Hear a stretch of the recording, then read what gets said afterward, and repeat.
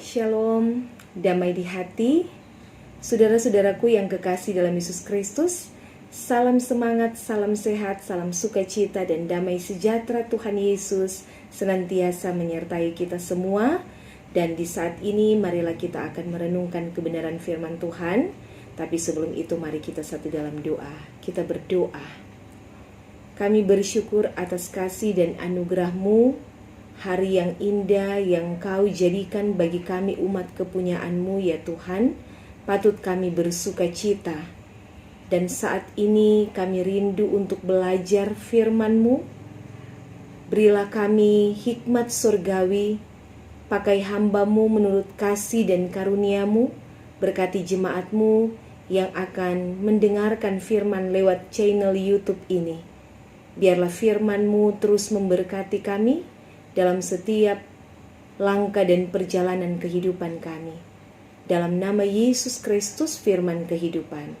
Amin. Saudara-saudaraku yang kekasih dalam Yesus Kristus, hari ini kita merenungkan bagian firman Tuhan dalam Injil Markus pasal 6 ayat 19 dan ayat 20. Firman Tuhan berkata demikian.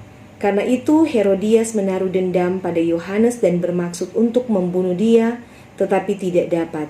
Sebab Herodes segan akan Yohanes karena ia tahu bahwa Yohanes adalah orang yang benar dan suci. Jadi ia melindunginya.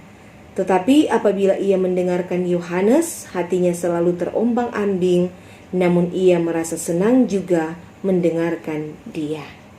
Saudara-saudaraku yang kekasih dalam Yesus Kristus, tema renungan kita di hari ini adalah mengampuni. Mengampuni bagi banyak orang bukanlah suatu perkara yang mudah. Ketika kita disakiti, dikecewakan, difitnah, dan sebagainya, terkadang bagi kita melepaskan pengampunan terasa begitu berat. Namun bagi orang percaya mengampuni adalah keharusan. Karena berulang kali ditegaskan dalam Alkitab bagaimana kita harus mengampuni. Sebab orang yang tidak mengampuni akan terus menyimpan kepahitan dalam hatinya. Hidupnya tidak akan tenang dan menderita. Bahkan tidak ada sukacita. Bahkan ketika beribadah sekalipun terasa berat dan berbeban. Kehidupan orang yang tidak mengampuni akan terasa suram dan tiada kebebasan sebab selalu ada ganjalan di hati. Dendam bukanlah cara terbaik menyelesaikan masalah, tetapi justru hanya akan menambah penyakit dan dosa bagi diri kita sendiri. Pada akhirnya akan berakibat buruk, karena itu adalah kesempatan iblis menguasai hidup kita. Seperti Herodias yang tidak takut lagi merencanakan perbuatan keji dan sangat kejam. Karena ada dendam dalam hatinya. Saudara-saudaraku yang diberkati Tuhan, dendam juga akan berdampak buruk terhadap hubungan kita dengan sesama yang kita musuhi, terlebih lagi hubungan kita dengan Tuhan. Karena Tuhan tidak pernah mengajarkan orang percaya untuk mendendam, melainkan saling mengampuni dan mengasihi satu terhadap yang lain. Apa keuntungan yang akan kita peroleh dengan kita mengampuni? Yang pertama, kesalahan kita diampuni. Matius 6 ayat 14. Karena jikalau kamu mengampuni kesalahan orang, Bapamu yang di sorga akan mengampuni kamu juga. Syarat utama kesalahan kita diampuni oleh Tuhan adalah dengan kita terlebih dahulu mengampuni kesalahan orang. Melepaskan pengampunan bukan hanya berdampak pada pribadi kita sendiri, namun hubungan kita dengan Tuhan, karena Tuhan mengasihi dan mengampuni orang-orang yang juga bisa mengampuni orang lain. Yang kedua, ada perasaan lega, ada sukacita dan damai sejahtera. Ketika kita melepaskan pengampunan, hidup kita akan terasa begitu tenang dan tidak ada lagi yang membebani. Urusan kita dengan orang lain sudah beres, tidak ada yang menghalangi sukacita kita. Dan yang ketiga, hidup kita berkenan bagi Tuhan.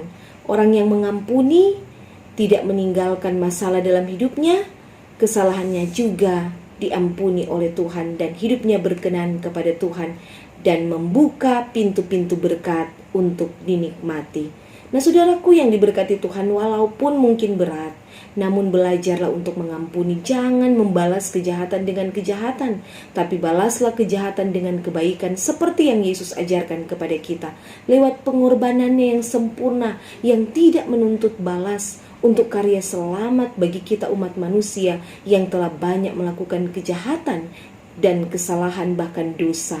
Namun kasih-Nya yang begitu sempurna bagi kita, sehingga kita ditebus dengan harga yang mahal dan kita beroleh selamat. Dan Tuhan Yesus pasti akan selalu menolong dan memberkati kita untuk melakukan firman Tuhan dan selalu setia kepadanya. Tuhan Yesus memberkati kita semua. Amin. Mari kita berdoa. Ya Yesus Kristus, ampunilah akan setiap kesalahan kami. Jamalah hati kami dan baharuilah. Jangan biarkan dendam dan akar pahit merusak anugerah-Mu dalam hidup kami, yaitu masa depan yang baik. Tuntunlah kami dalam setiap perjalanan hidup kami, secara pribadi dan keluarga kami. Maka seluruh kehidupan kami hanya mau berserah ke dalam tangan Tuhan. Demi Kristus Yesus Tuhan kami mengucap syukur. Amin. Demikian saudara-saudara, kita telah merenungkan kebenaran firman Tuhan. Kiranya kita selalu diberkati oleh Tuhan, apapun yang akan kita lakukan dan kerjakan, apapun yang menjadi rencana dan harapan kerinduan kita, biarlah Tuhan yang akan selalu turut campur tangan, tetap semangat, dan kita tetap menjaga imun, terlebih menjaga iman kita kepada Tuhan. Maka Tuhan Yesus pasti akan memberkati kita dimanapun kita pergi dan berada dalam segala aktivitas tugas kerja dan pelayanan kita. Shalom, damai di hati.